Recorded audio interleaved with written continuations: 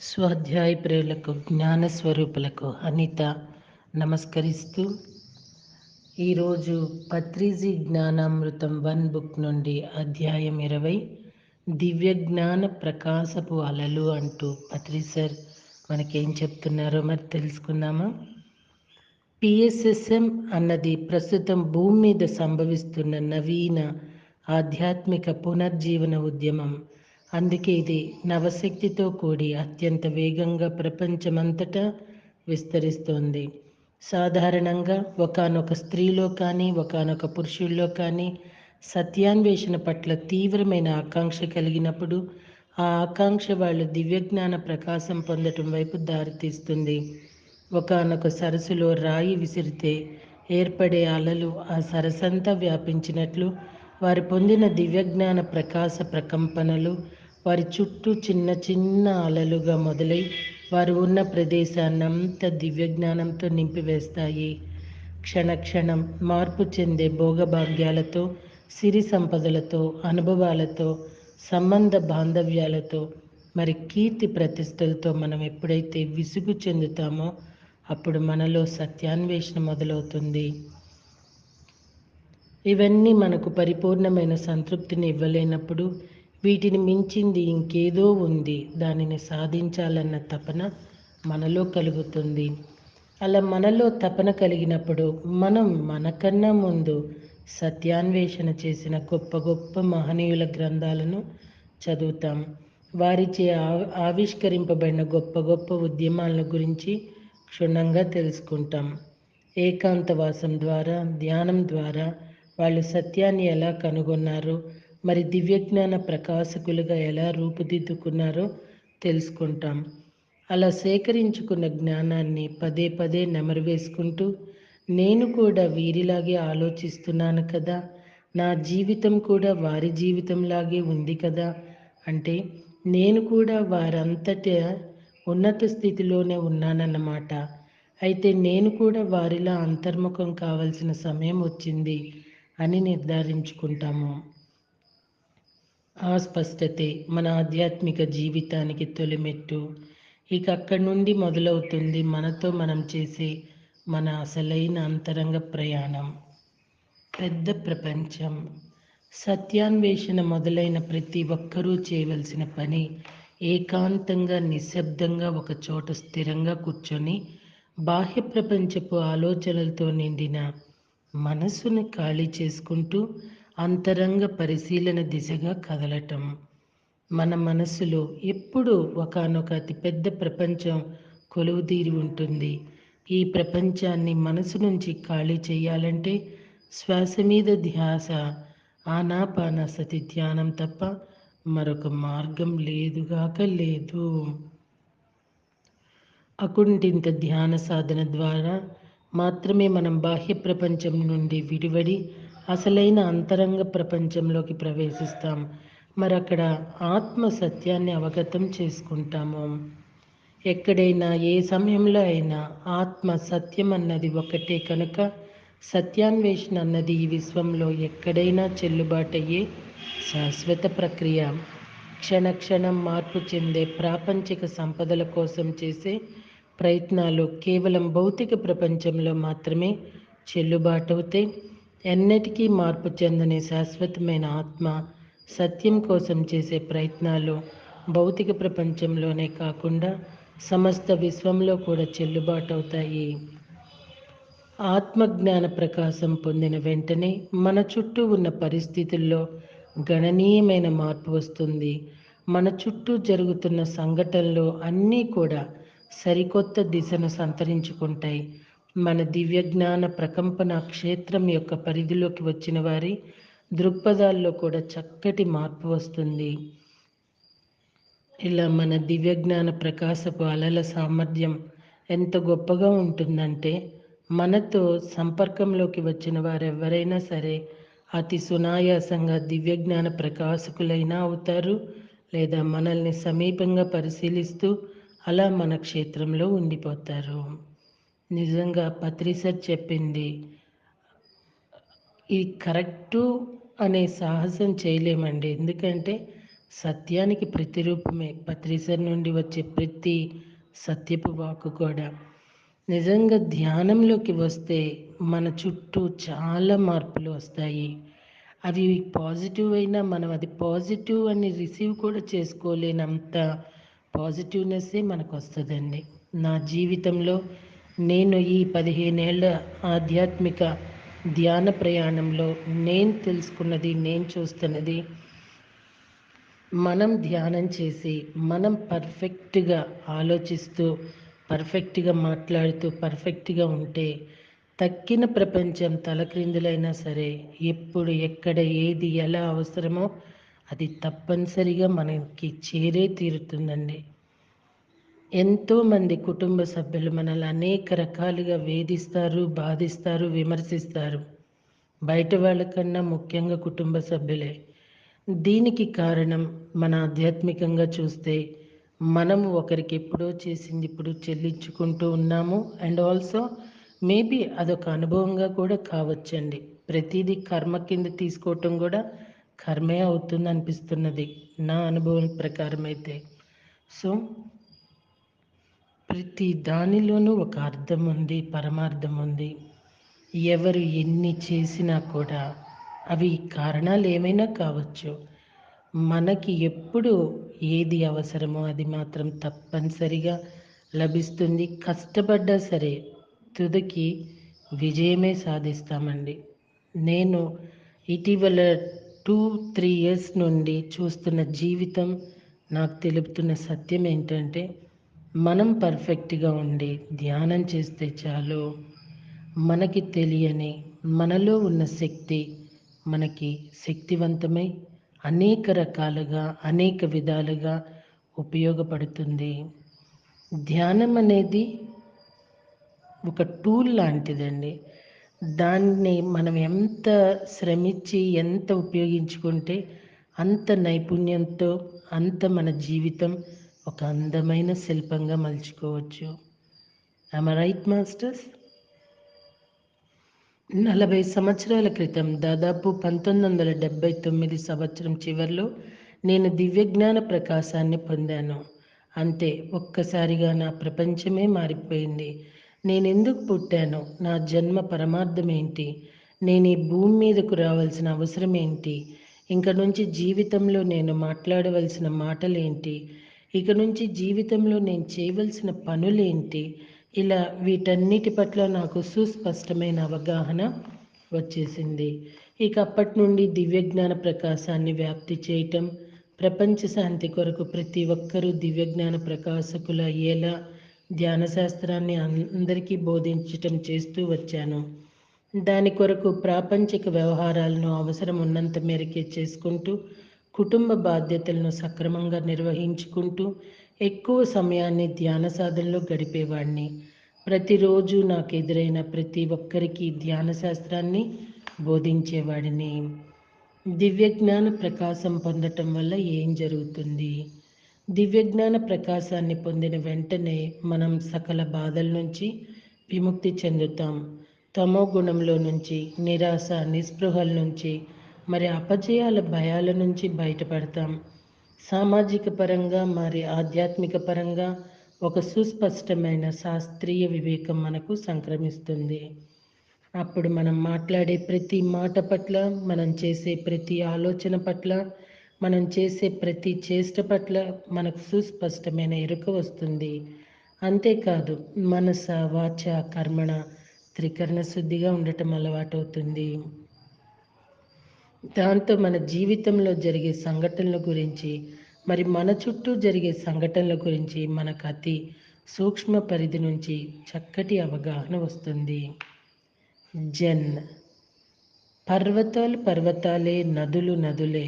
పర్వతాలు పర్వతాలు కావు, నదులు నదులు కావు. పర్వతాలు పర్వతాలే, నదులు నదులే.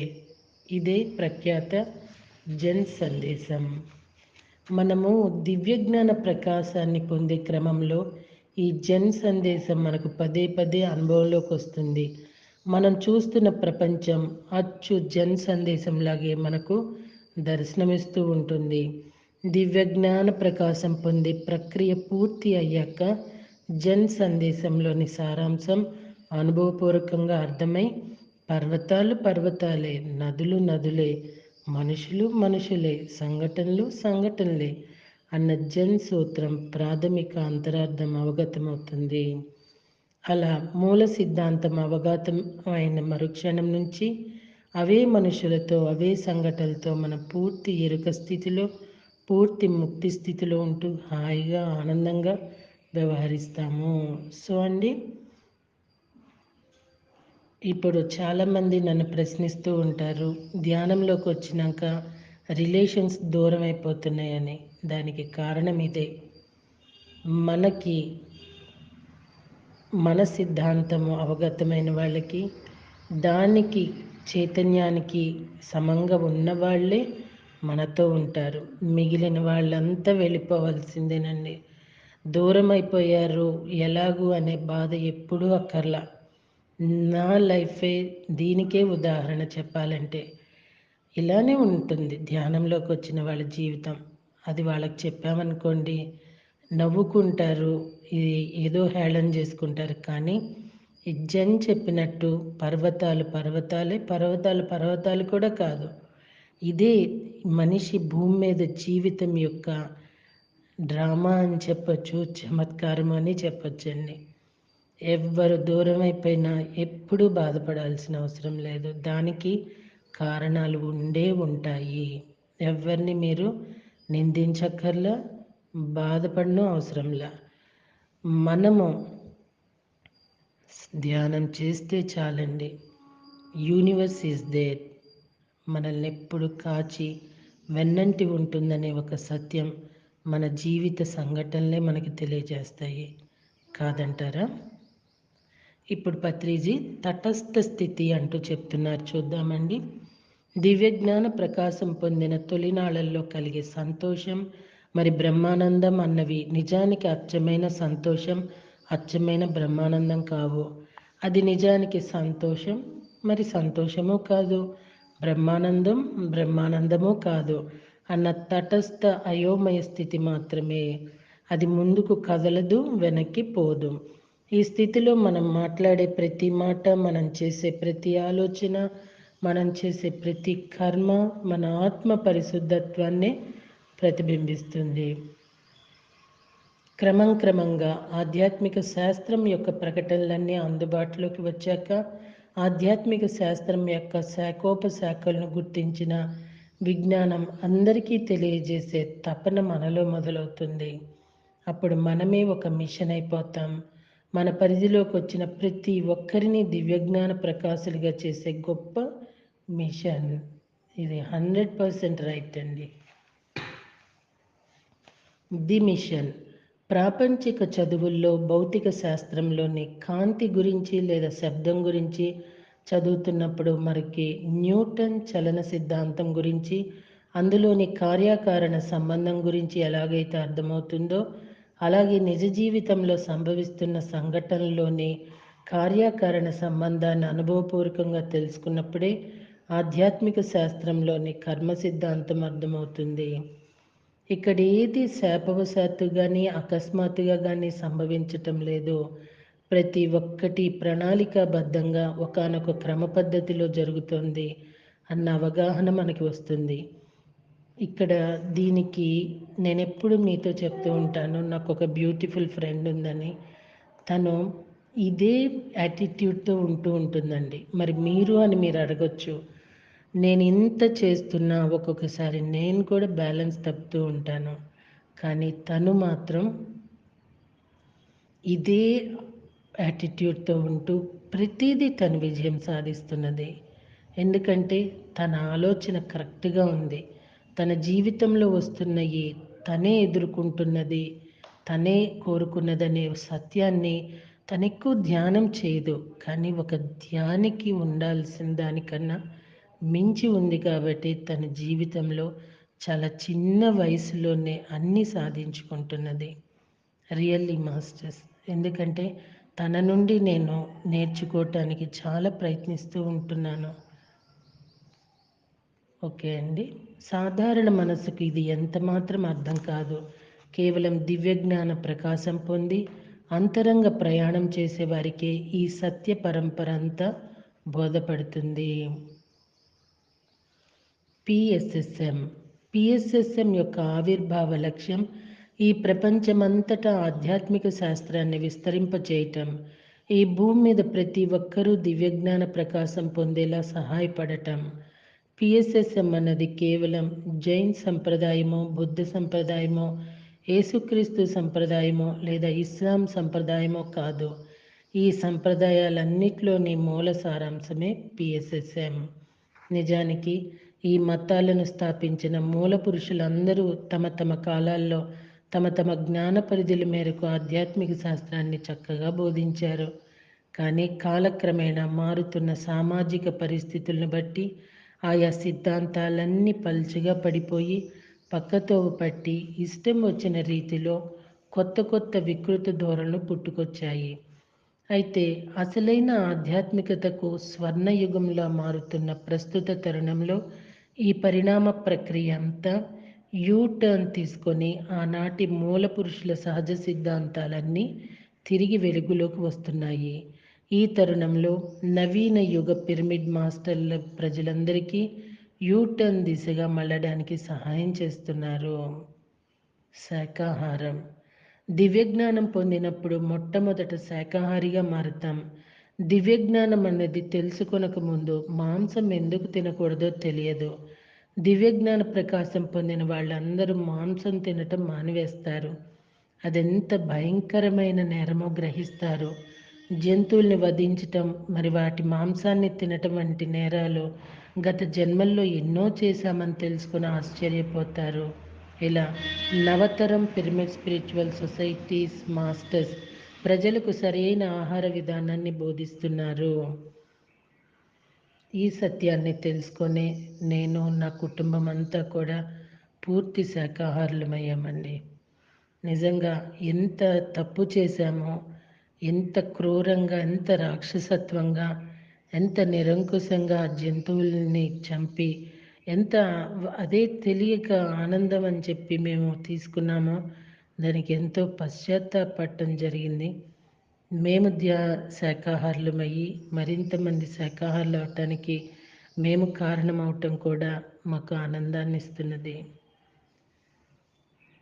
ఇలా నవతరం పిరమిడ్ స్పిరిచువల్ సొసైటీస్ మాస్టర్స్ ప్రజలకు సరైన ఆహార విధానాన్ని బోధిస్తున్నారు. రియల్లీ మాస్టర్స్ ఇది. సో నవతరం న్యూ ఏజ్ ఆధ్యాత్మిక శాస్త్ర పుస్తకాలను చదవటం, సత్యాన్వేషణ చేయకుండా తక్కువ స్థితిలో ఉంటూ ఇంద్రియ భోగాలకు అధికంగా లోనవుతూ ఉంటే కరుణతో కూడి ఉండటం, ఇతరులకు సహాయం చేయటం, మరి ఇతరుల విషయాల్లో జోక్యం చేసుకోకుండా ఉండటం వంటి గొప్ప విషయాలను ఎవరూ అర్థం చేసుకోలేరు. అందుకే పిరమిడ్ స్పిరిచువల్ సొసైటీస్ మూమెంట్ ఆధ్యాత్మిక శాస్త్రాన్ని చదవాలని ప్రపంచంలోని ప్రజలందరినీ చైతన్యపరుస్తుంది.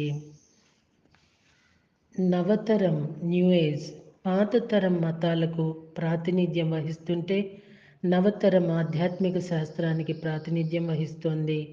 మనందరం నవతరం యొక్క ఆధ్యాత్మిక శాస్త్రాలను తెలుసుకోవటానికి పరిగెడుతున్నాం. దానివల్ల పాత తరహా మతాలకు సంబంధించిన విషయాలు వేగంగా తెరమరుగవుతున్నాయి. నవతరం యొక్క ఆధ్యాత్మిక శాస్త్రాలు విరివిగా వెలుగులోకి వస్తున్నాయి. నవతరం యొక్క ఆధ్యాత్మిక శాస్త్రం ప్రధానమైన సిద్ధాంతాలు ధ్యానాభ్యాసం మరి శాకాహార జీవన విధానము. ఇప్పుడు పత్రిజీ మనకి ధ్యాన ఫలితం అంటూ చెప్తున్నారు. ధ్యానం మనలో ఉన్న ఆత్మశక్తిని పెంచి సమస్యలను ఎదుర్కోగలిగే సామర్థ్యాన్ని మరి బుద్ధి కుశలతతో మన సమస్యలను సావధానంగా ఎదుర్కోగలిగే స్థిర చిత్తాన్ని ఇస్తుంది. తద్వారా మనం మనకు అందుబాటులో ఉన్న భౌతికపరమైన వనరులతో పాటుగా మన ఆత్మకు ఉన్నటువంటి అనంత శక్తులను కూడా కూడగలుపుకొని సమస్యను మరింత సమర్థవంతంగా ఎదుర్కోగలుగుతాం. అప్పుడు గెలుపు ఓటముల సంగతి పక్కకు పెడితే అసలు సమస్య పట్ల మనం ఏ మేరకు అవగాహన సాధించామన్న దాని మీదే ఫలితం పొందుతూ ఉంటాము. బ్రహ్మర్షి పత్రిజీ రేపటి రోజున మాధవ సేవ అని చెప్తున్నారు. తెలుసుకోవటానికి సిద్ధమవుదామా? Thank you.